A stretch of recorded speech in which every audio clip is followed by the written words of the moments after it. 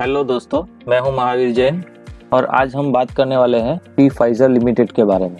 ये स्टॉक हमें बाई करना चाहिए, सेल करना चाहिए या होल्ड करना चाहिए, ये चीज़ आज हम देखेंगे। तो फिलहाल सबसे पहले देखते हैं कि अभी ये हमको क्या रेट पे मिल रहा है। तो ये हम इसके टेक्निकल चार्ट पे आ गए हैं और यहाँ पर गेन बॉक्स से अगर चेक करेंगे तो अपने ऑल टाइम हाई से ये हमको लगभग 27% डिस्काउंट के ऊपर मिल रहा है। अब ये बाई सेल या होल्ड क्या करना चाहिए, इसके लिए हम इसकी फंडामेंटल चेक करेंगे। तो सबसे पहले तो हम देखेंगे इसका ROCE। इसका पिछले साल का ROCE या इसका करंट ROCE 20% से ज़्यादा होना चाहिए। तो ये हम पीयर कंपैरिजन में जाके अगर हम ये कॉलम यहाँ मैंने बना के रखी है, वहाँ पर ये तीसरे नंबर की कंपनी हमको दिख रही है, पी फाइजर लिमिटेड। सबसे टॉप कंपनी इस सेक्टर की है वो है एबट इंडिया और सेकंड नंबर की है ग्लेक्सोस्मिथफार्मा। मार्केट कैप के हिसाब से देखा जाए तो तीसरे सबसे बड़े मार्केट कैप वाली कंपनी है पी फाइजर लिमिटेड और इसका पिछले साल का ROCE है 23%। यानी मेरे हिसाब से कोई भी कंपनी 20% से ज़्यादा ROCE रिटर्न दे रही है हमको तो वो अच्छी होती है। और नंबर 2 हम ये चेक करेंगे कि पिछले 10 साल के ROCE से करंट ROCE ज़्यादा होना चाहिए। तो यहाँ पर मैंने एक रो और ऐड की हुई है जहाँ पर हमें पिछले 10 साल का ROCE दिख रहा है पी फाइजर का 21.89। यानी 10 साल के ROCE से भी पिछले साल या करंट साल का ROCE ज़्यादा है, तो ये इसका एक प्लस पॉइंट है। अब इस सेकंड चीज़ हम इसकी चेक करेंगे वो है इसका डेप्ट टू इक्विटी रेशियो। अगर हम देखेंगे तो सबसे टॉप वाली कंपनी एबट इंडिया का 0.07% है, डेप्ट टू इक्विटी रेशियो 0.07 है। उसके सामने हमारा पी फाइजर 0.02%, यानी डेप्ट टू इक्विटी रेशियो 0.02 भी एकदम बराबर है। डेप्ट के हिसाब से भी ये कंपनी ना के बराबर डेप्ट है, यानी अच्छी है। तीसरी चीज़ हम चेक करेंगे इसकी बुक वैल्यू को। बुक वैल्यू अगर हम देखेंगे पीयर कंपैरिजन में तो करंट मार्केट प्राइस से बुक वैल्यू जहां एबट इंडिया की 14 के आसपास है, ग्लेक्सोस्मिथफार्मा की 20 के आसपास है, वहीं पर पी फाइजर की 8 के आसपास ही। यानी बुक वैल्यू के हिसाब से भी ये कंपनी हमको अच्छी नज़र आ रही है।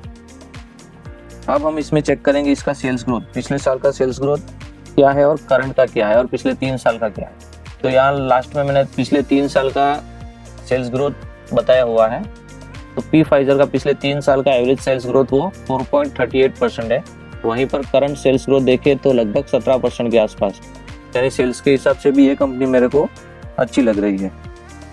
इससे अगर हम देखेंगे तो आगे इसका एक बार क्वार्टरली रिजल्ट हम लोग देख लेते हैं। तो क्वार्टरली रिजल्ट में सेल और नेट प्रॉफिट दोनों हम चेक करेंगे। तो ये देखिए क्वार्टरली सेल्स अगर हम देखें तो दिसंबर 2018 से स्टार्ट करके 514 करोड़, 536 करोड़, 544 करोड़, 567 करोड़, 538, 515, 595, 535। पिछले जून 2021, अभी जो जून 2021 वाला क्वार्टर गया उसमें 750 करोड़ का इसने सेल्स दिखाया है और सितंबर 2021 में 636 करोड़ का सेल्स है। यानी सेल्स भी इसका अच्छा है, इसमें सेल्स में भी हमको कोई तकलीफ नहीं दिख रही है। वहीं पर नेट प्रॉफिट अगर हम देखें तो 132 करोड़ से बढ़कर धीरे धीरे 200 करोड़ तक आया था और फिलहाल जो सितंबर 2021 वाला क्वार्टर था उसमें 143 करोड़ 143 करोड़ का नेट प्रॉफिट हमको कंपनी दिखा रही है। यानी नेट प्रॉफिट के हिसाब से भी ये कंपनी क्वार्टरली तो अच्छा रिजल्ट हमको बता रही है। अभी इसी चीज़ को हम ईयरली भी देख लेंगे तो 2009 से लेके अब तक सेल्स देखे वो 772 करोड़ से बढ़कर 2239 करोड़ तक आ गया है। यानी लगभग 3 से 3.5 गुना सेल्स बढ़ गया है। और नेट प्रॉफिट अगर हम देखें तो 137 करोड़ से बढ़कर लगभग 498 करोड़ 500 करोड़ के आसपास है। और पिछले 1 साल का अगर हम नेट प्रॉफिट देखें तो 585 करोड़ हमको बता रहा है। यानी नेट प्रॉफिट के हिसाब से भी ये कंपनी कंटिन्यू प्रॉफिट दे रही है हमको, कहीं भी हमको यहाँ पर लॉस बैलेंस शीट में नहीं दिख रहा है। ये देखिए हम बैलेंस शीट में जाके भी चेक कर लगते हैं, यहाँ पर प्रॉफिट एंड लॉस अकाउंट में हमने देखा ये सारी चीज़ें। अब यहाँ पर देखिए हमको कंपाउंडेड सेल्स ग्रोथ दिया हुआ है। पिछले 10 साल का कंपाउंडेड सेल्स ग्रोथ 6% था, पिछले 5 साल का 2 है, पिछले 3 साल का 4%। लेकिन टिल टू मंथ पिछले 1 साल का देखें तो 17% है, यानी सेल्स में एकदम से इंक्रीज हुई है। वहीं पर अगर प्रॉफिट ग्रोथ देखें तो पिछले 10 साल का एवरेज प्रॉफिट का ग्रोथ 8% है, पिछले 5 साल का 11% है, पिछले 3 साल का 11% और पिछले 1 साल का आज से ठीक पिछले 1 साल का 17% के हिसाब से प्रॉफिट ग्रोथ, यानी प्रॉफिट ग्रोथ भी देखने जाए तो एकदम बराबर है। यानी ईयरली सेल्स प्रॉफिट और क्वार्टरली सेल्स और प्रॉफिट भी ओके है, कोई तकलीफ हमको नहीं दिख रही है। अभी हम इसमें और एक चीज चेक कर लेंगे, वो है इसका कैश फ्लो। कैश फ्लो देखेंगे तो यहाँ पर देखिए नेट कैश फ्लो यहाँ पर हमको दिख रहा है -1613 करोड़, और यहाँ पर हमको ये पिछले साल मार्च 2020 में 1690 प्लस दिखा रहा था। ये सबसे बड़ा माइनस पॉइंट है कि यहाँ पर नेट कैश फ्लो है वो कम हो चुका है। इतने सारे प्लस पॉइंट है और ये वाला एक माइनस पॉइंट है। अब टेक्निकल चार्ट पे जाएंगे और टेक्निकल चार्ट पे जाके हम इसका पास्ट परफॉर्मेंस देख लेंगे।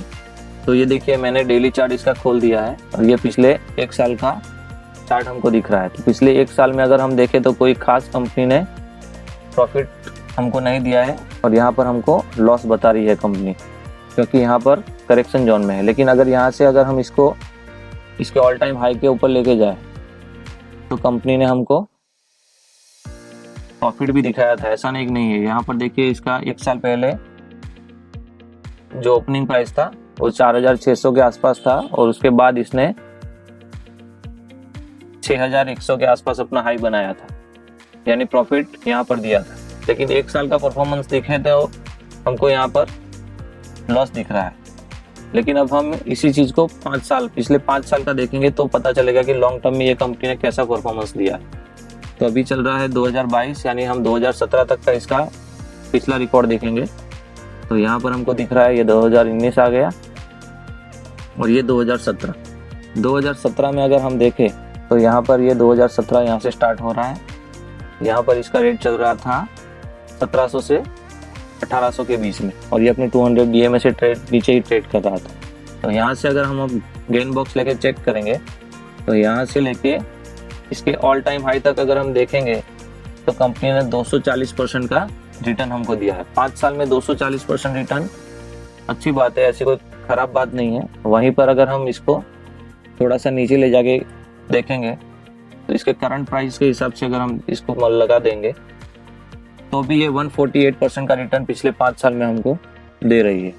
अब इससे और ज़्यादा लॉन्ग टर्म पिछले 10 साल का अगर हम देखें तो अभी 2022 यानी 2012 तक का अगर हम इसका ट्रैक रिकॉर्ड देखेंगे तो हमको पता चलेगा।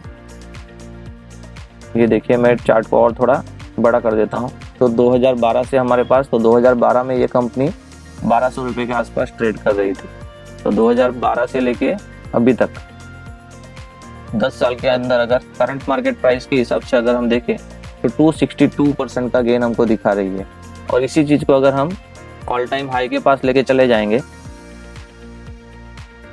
तो हमको पता चलेगा कि ऑल टाइम हाई तक इसने हमको कितना प्रॉफिट दिया था। तो ये गेन बॉक्स से मैं यहाँ से लेके यहाँ तक दिखाता हूँ आपको। ऑल टाइम हाई यहाँ पर है। ऑल टाइम हाई से देखें तो 440% तक का रिटर्न ये कंपनी हमको ऑल टाइम हाई के हिसाब से दे चुकी है। यानी लॉन्ग टर्म के हिसाब से अगर आप इसमें इन्वेस्ट करना चाहते हो तो हर क्वार्टरली आप इसमें एक एक टुकड़ा डाल के अच्छा सा प्रॉफिट कमा सकते हो।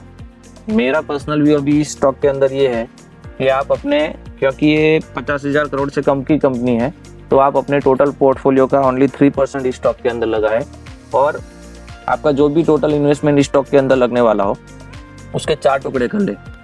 यानी लॉन्ग टाइम में अगर हम देखेंगे तो पूरे एक साल के अंदर हमको 4 क्वार्टर मिलेंगे। हर क्वार्टर में हम इसका रिजल्ट देख के एक एक टुकड़ा इसके अंदर डालते जाएंगे।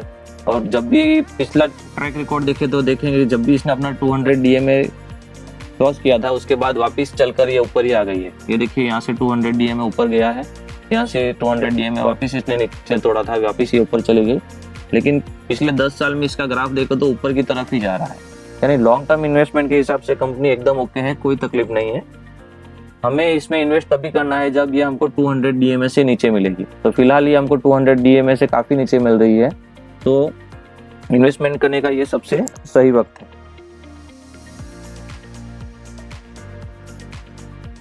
तो दोस्तों लॉन्ग टर्म के हिसाब से ये कंपनी एकदम अच्छी है।